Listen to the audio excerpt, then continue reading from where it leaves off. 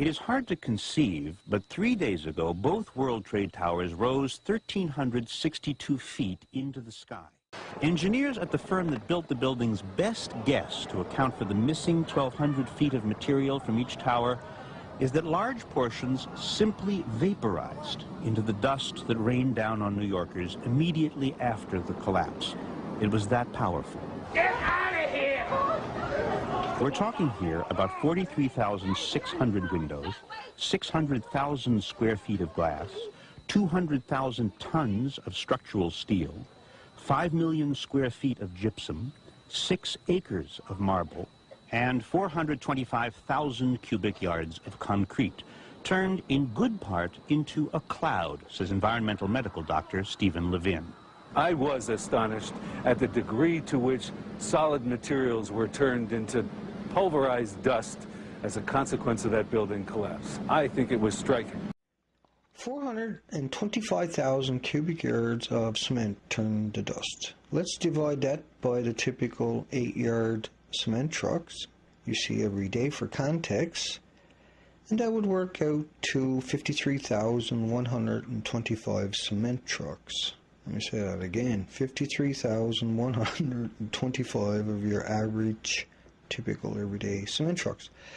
And let's say each truck is 30 feet long.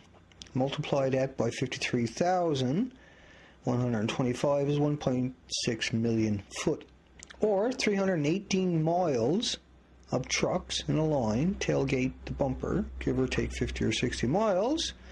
Or think of 10 container ships full of cement trucks to understand how much cement turned to dust. 6 acres of marble turned to dust. Look up 6-acre islands for sale, and if you still can't wrap your mind around how much marble that is, imagine you have to go on that island with a wheelbarrow and bring 6 acres of really heavy marble by yourself.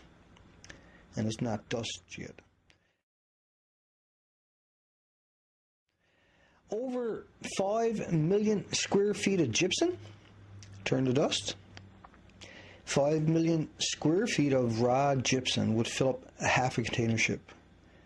But it wasn't raw gypsum. The Twin Towers skyscrapers were full of gypsum wallboards and ceilings, so add another container ship of material and turned to dust.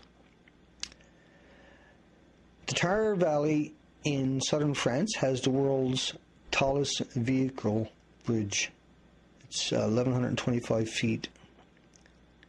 Driving along the viaducts, it is said to feel like you're flying, and it has a series of 7 columns.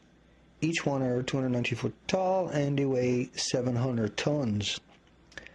So the 200,000 tons of structural steel that turned to dust on September 11, 2001, if you divide it by the 700-ton towers, that's 285 towers that turned to dust. It's a lot. They're big towers, and that's a lot of dust. 285 of them is enough towers for 40 of those bridges. Or consider 200,000 tons of structural steel is enough to build 4 of the biggest container ships on Earth. There was 600,000 square foot of glass, and the weight is, you multiply 1.7 pounds for every 1/8 of an inch of a square foot of glass. And so that works out to 97 million pounds, or 2,448 transport trucks at 40,000 pounds per truck. It would create a 146,880 foot, or 29-mile traffic jam of transport trucks full of glass, bumper to bumper. And that also turned to dust on September 11, 2001. But most interesting, in the mix, they are looking, they think, at specks of steel that used to be beams and elevators, marble from the lobby floor and facings. So what were once the strongest architectural elements in the 2 towers were pulverized, large portions turned into clouds like this one.